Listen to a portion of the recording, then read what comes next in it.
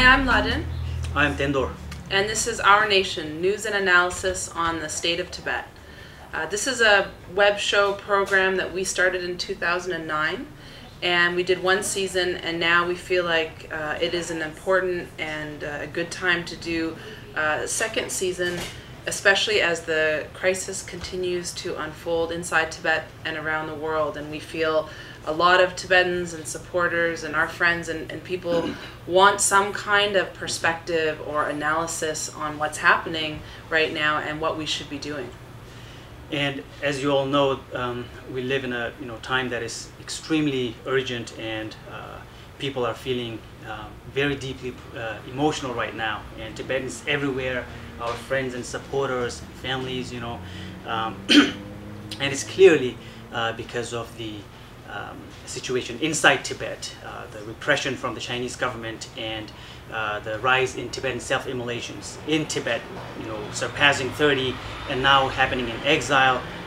Even this last week, young Tibetan man self-immolating in Delhi, followed by another self-immolation inside Tibet. So clearly, all of these things are making people feel a sense of urgency very, very strongly. And at the same time, I feel that it's important for us to discuss the initiatives, the positive initiatives people are taking everywhere, and the empowering kind of activities that we are hearing from all over the world. Mm-hmm. And just to go back to the emotion and the way that we're feeling right now, I think it's safe to say that Tibetans and supporters around the world are feeling a deep sense of sadness, of helplessness. Mm-hmm.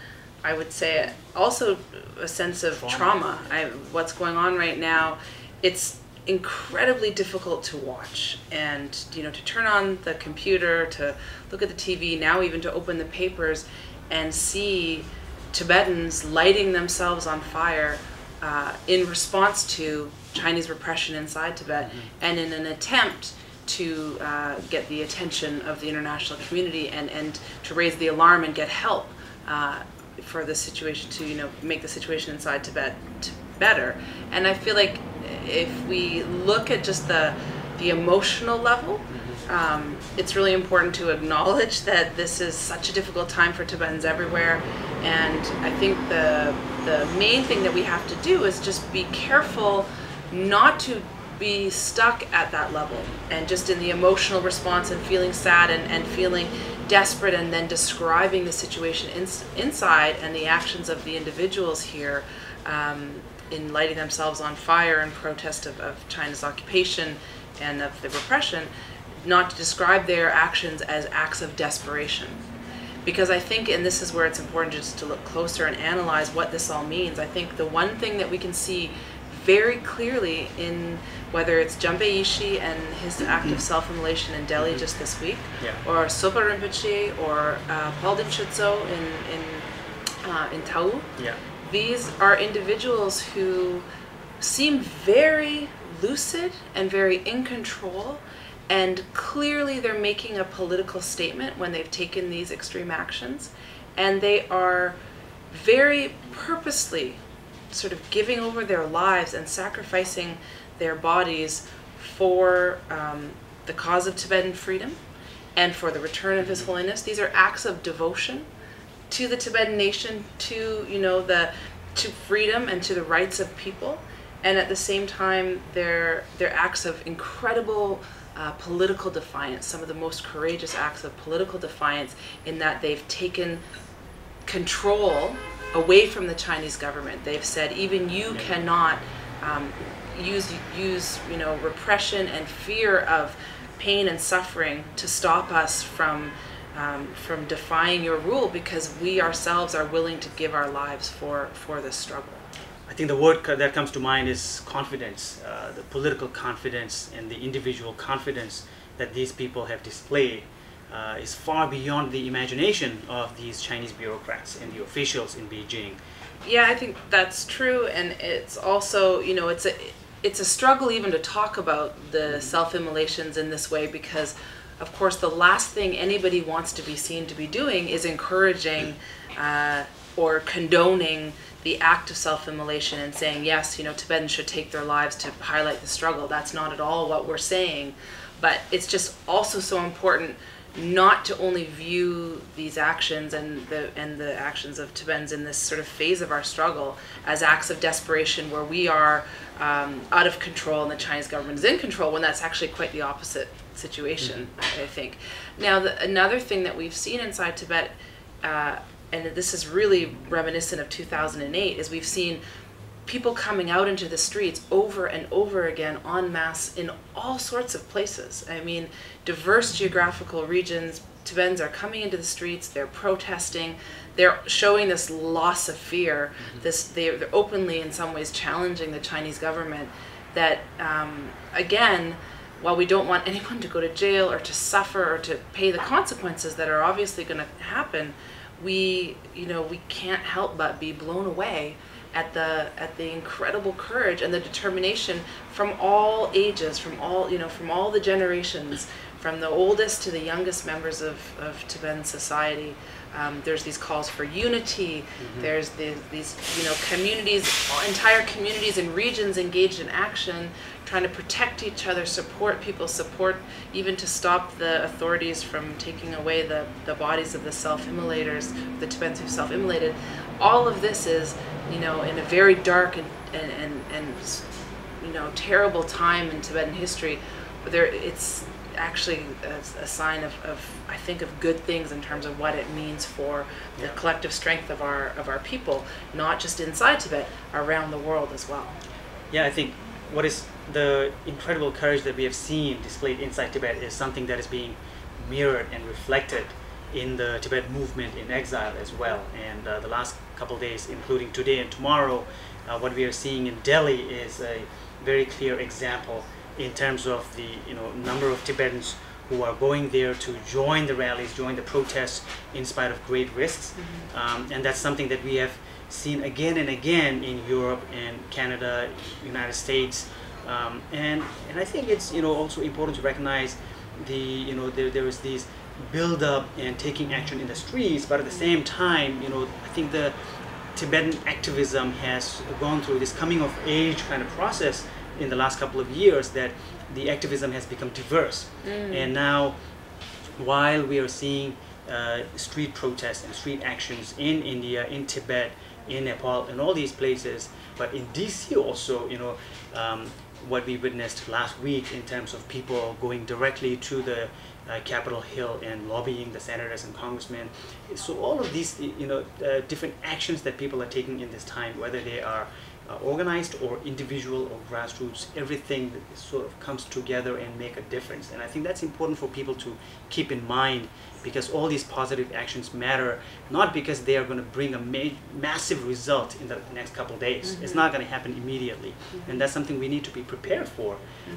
But all of these go into creating the result that builds up over time and something that we will see in the future. As we move forward and continue and to be a part of the Tibetan struggle and to carry this movement forward into new heights, I think the important thing for us to remember is not to get just stuck at the emotional level, to feel whatever we're feeling and then move on to, okay, now what actions can I take and how can I be more involved, how can I do more, how can I challenge myself where I've only done protests and maybe some signing online petitions or this or that here. Maybe now it's time for me to go into my senator or my congressman's office or my parliamentarian office to make a meeting to talk about why the situation needs to be addressed. I think as a movement now it's time to demand multilateral action for Tibet, to demand that governments get together and take serious initiative to engage the Chinese government on this issue. I think many of us feel like, and you hear this all the time, governments aren't doing anything, the UN's not responding, what can we do, it's so awful, we need something big. Well, first of all, the reality is that China is still very powerful in this day and age, although that power can be seen to be waning on many levels, but China's powerful, and international governments are not going to do that much that will act against their interests with China. But actually, our governments have been doing something wrong over the last 2 decades. They've been engaging with the Chinese one-on-one in these bilateral talks on human rights or on Tibet. Very few governments have moved beyond any kind of the symbolic sort of talk or raising of the issue and actually, engage the Chinese in a way that the Chinese would think was serious. And one thing that could be done that could actually have an impact or an impression on Beijing would be if just even a few countries got together at the international political level and coordinated their discussions, their information, their response on the Tibetan issue. I think even the threat of that would make Beijing sit up and take notice. And our governments can and should do this. There is global support for Tibet. There's incredible public support for Tibet. We know that, the Chinese government knows that. And I think now's the time for the Tibetan government in exile to be calling for that, for Tibet support groups to be calling for that, and for Tibetans around the world and supporters to be mobilizing with this, united behind this one call, multilateral action and response needed for Tibet now. And I think this is something many people just don't even realize. It's not even happening at that level, and it could happen, and it should happen, and there's no reason why it shouldn't happen. And I think everybody should realize their own power in making this happen, actually. Too often we look to massive convergences or massive gatherings or marches to bring the results immediately like that. But these massive convergence and marches, they usually happen during the climax of a movement that is built for much longer, And right now, one thing that we all should recognize is, no matter where you are, no matter where we are, everybody who's actually living in exile in a free country actually has the power to demand change from our own representatives, from whatever country you're staying, the congressional representatives or MPs. And this is a democratic power that we have, and we often do not exercise it enough. And no matter where you are, I think this is one thing that everybody can do by picking up the phone, by sending an email or a fax. And we shouldn't underestimate the power of this kind of action. It doesn't look like the most dramatic action, right? It is not the most photogenic of all actions, but it is the thing that moves the hill, that moves the halls of political power inch by inch, little by little. But we need more of that in this situation right now. And it seems like, to also be clear, we know that, for the time being, the situation in Tibet, it's not going to be easy. The Chinese government, Beijing, is determined on some level to keep the situation there under control in their minds, because there's a change of leadership in China. This is a shaky time for them socially, economically, politically, and so they believe and feel they must just crack down on any sign of dissent with brute force. At the same time, we have to just buckle down and prepare that this is, again, a long-term struggle, and that as much as we want it to end today, tomorrow, yesterday, we need to continue to build pressure and to build support for our movement globally, for the moment that, to be prepared when things change, when China's changing, when there's opportunity and space for real political change inside Tibet, we will have not only built global support, but we'll have governments and people in the right position to act when the time is right for them and the time is right for us. And I think this is why it's so critical that we don't just sit in a state of sort of emotional paralysis or sadness or despair. I think if you look at the letter that Jumpe Yishi, the young Tibetan who self-immolated in Delhi this past week, if you look at his letter, he says to Tibetans very clearly, don't be disheartened. Unite, show loyalty to the country. Now's the time, if you're a Tibetan, you have money, to spend your money, to be, it's a call to action. At the same time, if Geshe Sopa, or Lama Sopa in Silver Rinpoche, in Golok, he talks also about don't be sad, Tibetans, don't lose hope. That the time will come, freedom will come, but we have to work at it. And I think it's so critical that every one of us takes this message to heart, and then looks in our own lives at what we can do. And even if those things seem very small, especially inside Tibet, I know there's not a lot of space, but every one of us has something we can do. And it's not just lighting our bodies on fire or setting ourselves, sacrificing our lives. Those are actions that a few individuals have taken that are incredibly courageous. But of course we can't all do that, because that means then there will be no nation left for, these individuals now have done this, they've raised the issue, they've taken, they've brought attention and they brought every Tibetan's awareness to the need for urgent action. And now it's time for all of us to commit, I think, to live and to carry the struggle forward and to take it to new heights and to build it and strengthen ourselves. Yeah. Basically, dedicate, not sacrifice our life for the nation. And basically, right now, I think the main message that we want to put out there is we should all work. Everybody should work like today is the last chance we get to work for the nation. But at the same time, with the understanding that the result might be longer in coming, so that our expectation shouldn't be, impatient, as if like we need to see something tomorrow or right now. But we work like we want to see something right now. At the same time, understand that we are in this for the long haul, and that's something to keep in mind.